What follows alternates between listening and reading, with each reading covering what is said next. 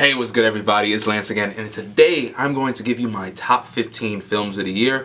It is that time again where everybody, all these film reviewers, all these film critics, all these filmmakers are giving their top 10 films of the year, and I couldn't resist but to give my own. However, since there was just so many good films in cinema this year, just so many, I had to not condense everything to 10 films because I feel like that would just be an injustice to cinema in general, so I felt like I had to give at least the top 15. My honorable mentions include Mudbound, Wonder Woman, The Florida Project, Columbus, 3 Billboards Outside Ebbing, Missouri, The Post, and The Lost City of Z. All of those films just didn't make the cut for the top 15, but however, I just felt that they were just really good movies and I felt like I needed to mention them in this video. But anyway, that's it for those honorable mentions. I'm going to go straight right into my top 15 of the year, and I'm going to give you guys brief descriptions on why I chose this spot for this specific film. Here are my top 15 films of 2017. Coming in at number 15, unfortunately I didn't get the chance to see this film in the theater. I kind of had like a pessimistic view about it. I wasn't that big of a fan of Kristen Stewart. I did not see Clouds of Sils Maria. I did not see Still Alice. I didn't even see Camp X-Ray. And this film is Personal Shopper. I went into this film with like lowest expectations possible because just knowing what she did from Twilight, I wasn't really that big of a fan. However, she surprised the hell out of me when I first saw this film. It was one of the best performances I feel, or subtle performances I feel, from the first half of 2017. Came out sometime in the spring. A lot of film critics were saying that it was one of the best films of the first half of the year, and I have to agree with them. It was actually really refreshing to see. It's a really good movie, and I definitely recommend to see it if you guys haven't already. Coming in at number 14 is a film that has been on a lot of people's top 10 lists, so I just had to put it because it is a superhero film at its heart, and it is Logan. 2017's Logan. Hugh Jackman gives one of the best performances of his career. I thought it was really fascinating how they went with the R rating for this type of movie. We have never seen an R-rated X-Men film before, so I was just very optimistic going into it, and I have to say that it actually almost exceeded my expectations coming out of the movie. Everything about the film, the action sequences, the brutal violence, and just the story itself, even though it probably may have borrowed from some films such as maybe Children of Men or other films of that nature with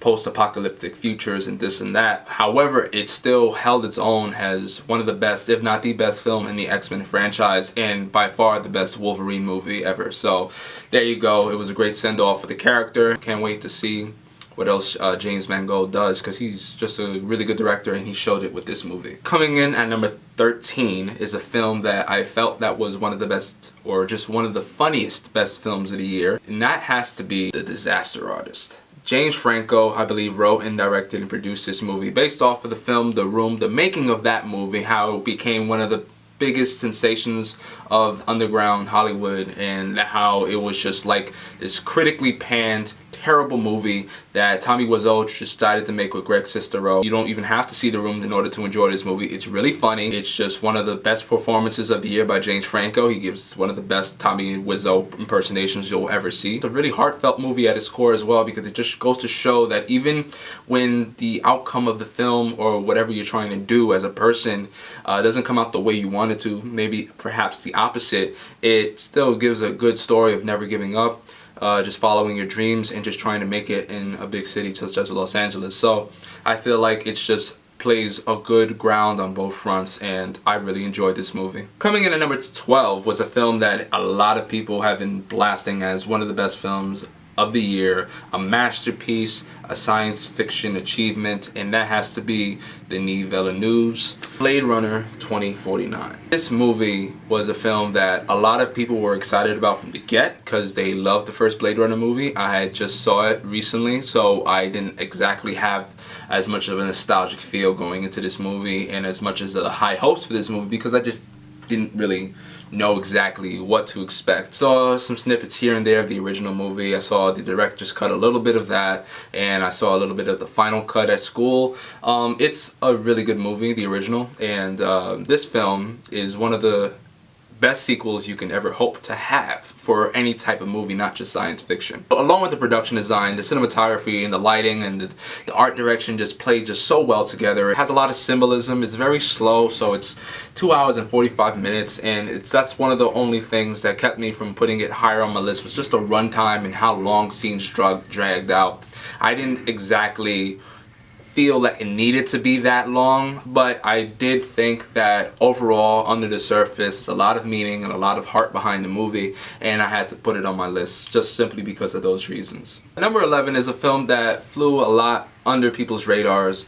It's from the director of The Lobster and I believe Dogtooth, Yorgos Lanthimos' film, The Killing of a Sacred Deer. This film, okay, is one of the darkest, most bleakest films you'll ever see. It has a brilliant, brilliant, brilliant performance, criminally underlooked by Barry Keoghan. This kid, well, he's 25, but he plays a kid in the film. It's one of the most sadistic, most sinister characters you'll ever see. He haunts Colin Farrell's character, who's like the main character in the movie, throughout the entire movie. And it's just one of those things where it has a lot of biblical undertakings, a lot of like, it's like the killing of a sacred deer comes from, like, I believe, a sacred text. I think that's how it works. I am not too sure. I saw a video on it once and that's all I have on it. I saw it twice. If you like The Lobster, if you like Dogtooth, you'll love this movie. A lot of the acting is very monotone, but it's purposeful and it's to provide a bleak atmosphere. And it's just one of the best, in my opinion, films of the year. And I had a blast while watching it, as sadistic as that may sound. As for my top 10, coming in at number 10 was a film that I just went into blind. I didn't see any trailers for the movie. I just knew it had Jeremy Renner, I knew it had Elizabeth Olsen, and I knew that it really did well at Sundance the year before that. And I just went in there with low expectations, relatively lukewarm expectations, and I came out of there experiencing one of the best cinematic moments I've seen all year. And this film is Wind River. Just tell that it was just really carefully crafted. It's a brilliant, brilliant, brilliant Mexican standoff at the end of the film, and it just keeps you on the edge of your seat. It's really sad, it's really emotional. Things happen in this film that are just really just hard to watch. Jeremy Renner gives one of the best performances I've ever seen from him, probably the best to date, and Elizabeth Olsen is really good too. And Good Time comes in at number 9 because Robert Pattinson gives one of the best performances I'll ever see, I guess, from this year, because it's about to be done. But anyway, one of the best performances I've ever seen. He is fantastic. Coming from somebody who lives in New York, he just plays a brilliant New York hustler. One of the Safdie brothers, because they directed this movie, actually plays the brother who's a little bit of a slower person than him. However, he just does a great job as well. And I feel like also that performance is underlooked. This film is filled with great performances. It's thrilling. It'll keep you on the edge of your seat throughout the beginning and end, and it's not a long movie, so you don't worry about the runtime, and it'll feel like it'll just come and go like that, and you'll want more after it's done. It's a really good movie. It's really well directed, and I really appreciate it. Really dark and gritty crime thriller in New York City, and I loved it. Coming in at number 8 was a film that like I said before, I've been anticipating a lot of the films on this list, but this film I was really anticipating because it was Edgar Wright directing it, and that has to be Baby Driver. This film is awesome, okay? This film is edited superbly well. I feel like it should get an editing nomination or something, somewhere, somehow. Ansel Elgort really gives a good heartwarming performance as Baby. Everybody's really good in here. It might suck that Kevin Spacey is in it. However, if you take away that aspect of the film, it's still a good movie, and it's still one of the technically best original studio films this year, and I really enjoyed myself watching it. I saw it twice in the movie theater, and I'm going to see it again for years to come. It is a great movie. Coming in at number 7 is a film that made me cry like a baby, and that film is Coco. I think it's one of the best animated films of all time. This movie takes a turn, and it's like one of those things where you just don't expect it, but it's just one of those movies that's just one of the most heartwarming, one of the most emotional roller coasters I've ever seen put on cinema, and it's animated, and it's just so beautiful, and the songs are great, the voice acting is superb, the animation, the way it just looks is just amazing. Pixar has done it again with another classic, in my opinion. Coco will forever be in my heart. It's just a beautiful movie, and yeah, it makes my top 10. Coming in at number 6 was a film that a lot of people have been loving this year. Loving so much that I put it in the top 3, top 5. Unfortunately, it did not make the cut of my top 5. However, it is still a great movie, and that film is Greta Gerwig's Lady Bird. This movie is a film that everybody can relate to, especially if you're growing up in the early 2000s. This movie takes place in Sacramento, follows this girl played by Saoirse Ronan, and I didn't do a review on this, but if I did, I would have gave it a 9 because it's just a great movie. And it just really is a nostalgic fest. Some of the best acting by Saoirse Ronan and Laurie Metcalf that you'll see all year. I think Saoirse Ronan, I feel she's my pick to win Best Actress, in my opinion. I think she's perfect as Lady Bird, or Christine McPherson, which is her real name. And yeah, it just follows her and her life in high school up until she graduates, and it's just really good. You get to see that mother-daughter dynamic, which is basically the heart of the movie. And I know a lot of people have been taking their mothers to go see it. I actually saw it with my mother. Might have had a different experience than some women taking their mothers to go see it, because it's just more about a daughter-mother relationship than anything else, and it works. And you can just see the complicated relationship between both of these characters. They both have strong personalities, and they blend so well together. Every scene with Saoirse Ronan and Laurie Metcalf is gold. Even when she's not with them, and when Saoirse Ronan is just with Timothy, when she's just with Beanie Feldstein, when she's just with all these other characters in the movie, it's just great, and it just flows so well. Greta Gerwig makes it look almost effortless in her first directorial debut ever, and yeah, I just think that it's just a great movie, and it comes in at number 6 on my list. Coming in at number 5 is a film I saw twice in a movie theater, and that is Guillermo del Toro's The Shape of Water. This movie I feel I liked even more the second time I saw it, because when I first saw it, I was impressed, of course. You know, who isn't impressed by the stunning visuals, CGI, combined with the makeup and hairstyling of the movie, and the production design, the cinematography. Oh my god, it's just amazing. But I recently just saw it again. First of all, I gave it 8.5. I think it would change that rating now to a 9 or a 9.25, because it's honestly proved me wrong the second time. Like, I kind of just saw it the first time and was just like, that's okay, it's good. I'll give it an 8.5. But then now I saw it again and I'm just like blown away. The storytelling is great. One of my critiques about it was that it was too conventional. Oh, fuck that. No, that movie is great, okay? You know, I understand that it's about just a group of outcasts that are just trying to like get this beautiful, perfect amphibian creature out of this facility during the Cold War era. And Sally Hawkins gives one of the best performances of the year. She's great as a mute woman. Octavia Spencer's great too. Richard Jenkins is great. Even Michael Stuhlbarg is great, who I will get to soon because he's in another film that I'm going to put on my list. But everybody's good in this movie. Michael Shannon, perfect bad guy. Need I say more? Anyway, Guillermo del Toro's Shape of Water comes in at number 5. Coming in at number 4 was a film that Christopher Nolan directed, of course, and that will be Dunkirk. This movie is like music. One of those things where people thought it was boring when they first saw it. You know, a lot of people thought that, okay, a lot of the criticisms with that, there's no characters, there's hardly any dialogue. You know, there's all these different criticisms about the movie. However, I look at it from a filmmaking perspective. I look at it from a film student's perspective. That's what I go to school for. And this movie is some of the best below the line work you'll ever see. And the directing is just fantastic. It's just a technical achievement. It's the directing achievement, honestly. It's one of the most unique war films you'll ever see.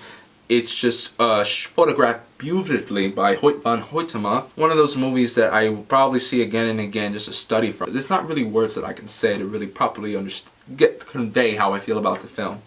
I just think it's a great movie, and it's a stunning film, and basically a masterpiece. Alright, I just think it's a great movie. Why it's not higher on my list? Because there's some other films that I feel like are great as well. So let's get down to the top 3. Top 3 films of 2017. The first film on my top 3 comes in at number 3, and that is Jordan Peele's Get Out. This movie took everybody by storm when it first came out. It was on a lot of people's top 10 lists, number 1 in the top 10 list going into the year, and it was just one of those things in which everybody in my theater was rallying the whole time. It was one of the best thriller experiences I've had in a movie theater in recent memory. Jordan Peele just does one of the best paced, one of the best acted thrillers I've seen in a while. And a lot of people are going to say that, oh, maybe this film is overrated, maybe this film is just too conventional, maybe this film is there's no artistic prowess to the film, so how can it be like nominated for Best Picture? How can it win this? How can it win that? No, this movie knows what it wants to be, and it just plays to that. I have it on Blu-ray. I've seen it about 3 or 4 times. It has incredible rewatch value. Daniel Kaluuya gives one of the best performances all year. I don't care what anybody says. He's just great. Social commentary on views about race and racism and things of that nature, and it's just a really well blended film, and I really enjoyed it. Coming in at number 2 is by a master. This film is by my favorite director, Paul Thomas Anderson, and that is Phantom Thread. This movie is so meticulous, so beautifully shot. He shot it himself. He didn't credit himself because that's how selfless he is. Costume design is the best all year. I don't care what you have to say. Beauty and the Beast, blah, blah, blah, blah. No. This movie, like I said before in my other review, it's a pure drama. This movie is just so well done. It has the best performances in Daniel Day-Lewis, the best performance in Ricky Crepes, best performance in Leslie Manville. It just shows 1950s London post-war, the whole lore and fashion of that glamorous period of time, and it just is one of those things where you'll appreciate dressmaking more after watching it. Now I kind of want to get into it. I heard that Daniel Day-Lewis, in order to prepare for the role, he actually made a dress from scratch, which is not unbelievable considering that he did almost something similar to Lincoln when he stayed into like a house with no electricity for like a couple months. Some people actually say that Vicky Crepes and Leslie Manville actually outacted Daniel Day-Lewis, who is one of the best actors of all time. He has 3 Oscar wins. This actually might be his last film, which unfortunately I hope that he comes back, but it's just great. Like, anyway, yeah, that's Phantom Thread for you, okay?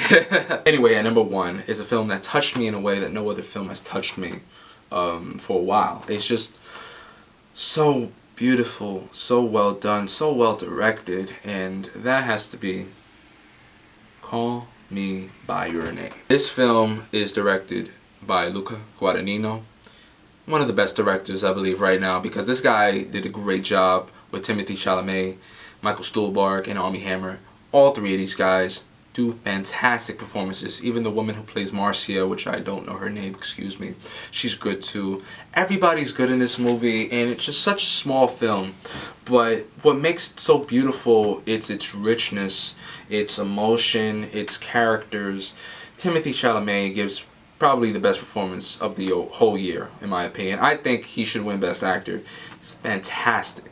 Okay, even that last shot, it's just amazing.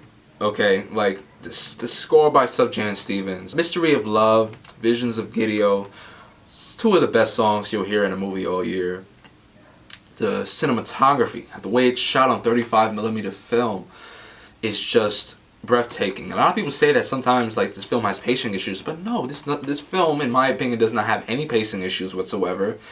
Sure, it might be a slower film than most, but it's just one of those movies where you are just along for the ride. You get to see and witness this romantic relationship unfold, and it's just led terrifically by 2 amazing actors, and Timothy and Armie, and both are great. And then the speech by Michael Stuhlbarg's character is just breathtaking. Like, you can just like listen to that over and over and over again, but also it's just something that could probably change the tide in how parents, you know, teach their kids, or just how they raise them. And you know, it's just one of those things where it's just like out of this world, and that's why Call Me By Your Name is number 1 on my top 15 list of 2017. Anyway, these are my opinions. Of course, if you have a different list, if you have different opinions on each one of these films that I have mentioned, please write it down in the comment section below. Don't be shy. I'll reply back and give you my feedback if you guys wish. But anyway, yeah, you guys may have different films. You might have other completely different top 10, completely different top 15 lists of 2017, and I will completely wholeheartedly respect that. However, this is just my list. It's just my personal opinion. I'm not coming after anybody. This is just mine. So there you go. Anyway, that's it for today's video, and I hope you guys enjoyed that as much as I enjoyed making it right now. I'll talk to you guys very soon. Hopefully I'll be coming out with new movie reviews soon. I still have yet to see Molly's Game. I still have yet to see Greatest Showman. There's a lot of other films that I haven't seen yet, but these are the films that I saw and really touched me the most in 2017. And yeah, cheers for 2018. I can't wait to see what other films come out. It's just going to be amazing. Anyway, I'll talk to you soon. Peace.